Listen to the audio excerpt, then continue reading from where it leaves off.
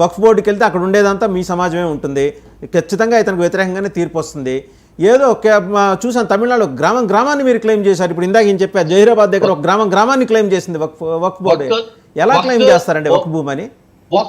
వక్ఫ్ బోర్డుని appointment చేసేది ప్రభుత్వమే appointment చేస్తుంది.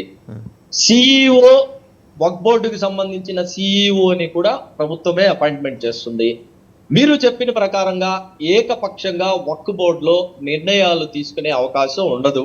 ఎవరికైనా సంబంధించి భూములు కానీ ఆస్తులు కానీ ఉంటే ప్రాపర్ ప్రొసీజర్ ప్రకారం మీ దగ్గర ఏ పేపర్లు ఒక్క ముస్లిమేతరుడికి వక్ఫ్ బోర్డులో వక్ఫ్ ట్రిబ్యునల్లో న్యాయం జరిగిందని మీరు న్యాయవాది, మీకు తెలుస్తుంది, మీ దగ్గర డాక్యుమెంట్లు ఉన్నాయి, చూపించగలరా? ఈసారి ఇప్పుడు కాకపోవచ్చు, నెక్స్ట్ చూపిస్తా.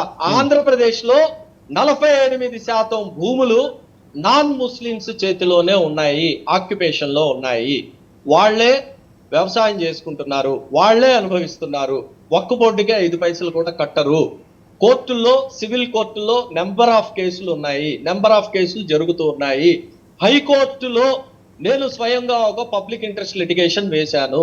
వక్ఫ్ బోర్డులో ఉన్నటువంటి వక్ఫ్కి సంబంధించిన ఆస్తుల్లో ఉన్న ఆక్రమణలు తొలగించమని హైకోర్టులో వేస్తే హైకోర్టు ఒక ఆదేశాన్ని జారీ చేస్తే ఆ ఆదేశం ప్రకారం కూడా ఉన్న ఆక్రమణదారులను తొలగించే పరిస్థితి లేదు.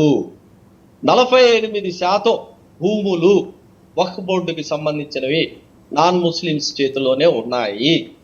అయితే వాళ్ళ చేతిలో ఉండి వాళ్ళు అనుభవిస్తున్నారు, వాళ్ళు తింటున్నారు, దానికి మాకేం అభ్యంతరం లేదు. కాకపోతే ఇక్కడ పేచీ ఎక్కడి నుంచి వస్తుందంటే, ఇవి మేము ఇన్ని తరాల నుంచి ఉంటున్నాం, మేము 100 ఏళ్ల నుంచి ఉంటున్నాం, 200 ఏళ్ల నుంచి ఉంటున్నాము, ఇవి మావి అని చెప్పినప్పుడే ఈ పేచీ వస్తుంది. ఎగ్జాంపుల్ చెప్పాలంటే వినుకొండలో పీర్లకు సంబంధించిన మసీదుకి సంబంధించిన మాన్యం ఉంది. 100 ఎకరాల మాన్యం ఉంటే ఆ 100 ఎకరాల మాన్యంలో కాలనీనే వెలిసింది. అందులో 190% మంది నాన్ ముస్లిమ్సే ఉన్నారు. అది మాది అని చెప్పేసి ఈరోజు క్లైమ్ చేస్తున్నారు. అది వాస్తవానికి దాని మీద ఏ విధమైనటువంటి హక్కు ఉండదు. వక్ఫ్ బోర్డు ఏమి చేయగలిగే పరిస్థితి లేదు. మీరు వక్ఫ్ బోర్డు అంత బలహీనమైన బోర్డు భారతదేశంలో ఏ బోర్డు లేదు. మరి ఇంకా బలహీనమైన బోర్డుకి బలం చేకూర్చడానికే కదా ఈ సవరణ చేసింది. బలం చేకూర్చే వాళ్ళైతే కనుక 12 సంవత్సరాలు వక్ఫ్ భూమిలో కూర్చుంటే ఆ భూమి అతనికే చెందుతుంది అని చెప్పేసి ఒక చట్టాన్ని మీరు మార్పు చేసేవాళ్ళు కాదు. రైల్వేకి సంబంధించింది కానీ ప్రభుత్వానికి సంబంధించిన భూమిలో మీరు 100 ఏళ్ళు కూర్చున్నా సరే దాని మీద హక్కులు ఆ ఉన్న ప్రైవేట్ వ్యక్తికి రావు. ప్రభుత్వానికి సంబంధించిన భూముల్లో వేరే వ్యక్తులు కూర్చుంటే 100 ఏళ్ళు అయితే వేరే రకంగా ఉంటుందండి. బషీర్ గారు, మీరు చదువుకున్న వాళ్ళు మళ్ళీ అట్లనే మాట్లాడితే ఎట్లా? అరే టెనెన్సీ ఉంటే 12 ఏళ్ళు కాదు 99 ఏళ్ళు కూడా టెనెన్సీ ఉంటుంది, లీజ్ కి తీసుకుంటారు. 1995 వరకు కేవలం 4 లక్షల ఎకరాలు ఉన్న వక్ఫ్ భూములు 2025కి వచ్చేప్పటికి 9 లక్షల చిల్లరకి ఎలా చేరినాయి? మధ్యలోనే ఔరంగజేబు, షాజహాన్, అక్బరు, బాబర్ అందరూ వచ్చి ఇచ్చేసారు వీళ్ళకి. ఇవి ఏ విధంగా చేరాయంటే 95 తర్వాత ప్రాపర్ గా సర్వే జరగడం, ప్రాపర్ గా డిజిటలైజేషన్ జరగడం, రికార్డింగ్ జరగడం జరిగింది కాబట్టి ఇవి చేరాయి.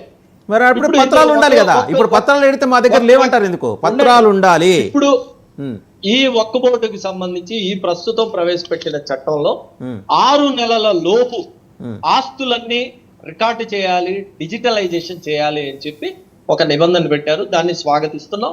దానివల్ల ఈ 10 లక్షల ఎకరాలు కాదు, దీనికన్నా ఇంకా ఎక్కువ ఎకరాలు పెరిగే అవకాశం ఉంది. ప్రొవైడెడ్ దట్ గవర్నమెంట్ పైన ఉన్న బీజేపీకి సంబంధించిన గవర్నమెంట్ ఏ విధమైన ఇది లేకుండా నిష్పక్షపాతంగా కనుక ఈ సర్వే జరిగి ఉన్న రికార్డ్స్ అన్నిటిని డిజిటలైజేషన్ చేసేటట్టయితే కనుక ఇంకా ఎక్కువ ఈ వక్ఫ్కి సంబంధించిన ఆస్తులు ఇంకా పెరిగే అవకాశం ఉందని చెప్పేసి నేను నమ్ముతున్నాను. నాకు అర్థం కాదండి, 5 లక్షల ఎకరాల భూములు ఎక్కడి నుంచి వచ్చి చేరాయనే దాని దగ్గర మీ దగ్గర సమాధానం లేదు. ఎవరు దానం ఇచ్చారు? ఎవరి భూమి ఎవరికి దానం ఇచ్చారు? ఎవరి భూముల్ని అసలు భూములు అనేవి భూమికి ఎవరికైనా ఎలా వస్తుందండి? భూమి మీద హక్కు కొనటం ద్వారా వస్తుంది, లేదా వారసత్వం ద్వారా వస్తుంది. కొనటం ద్వారానో వారసత్వంగా ద్వారానో వచ్చిన భూముల్ని వక్ఫ్ బోర్డుకి ఇదిగో ఈ పని చేయండి, మసీద్ నడపండి, లేదా ఫైనల్ క్వశ్చన్. ఓకే, 9 లక్షల ఎకరాలు భూమి ఈరోజు వక్ఫ్ బోర్డు ఆధీనంలో ఉంది. తీసుకుంటే దేశంలో డిఫెన్స్, నెక్స్ట్ రైల్వేస్, నెక్స్ట్ వక్ఫ్ బోర్డు. మరి ఇంత లార్జ్ స్కేల్ వాల్యూమ్లో ల్యాండ్స్ మీ ఆధీనంలో ఉన్నప్పుడు ఇంకా 80% ముస్లిం సమాజం పేదరికంలో ఎందుకుందండి? ప్రభుత్వం వల్ల ఉంది.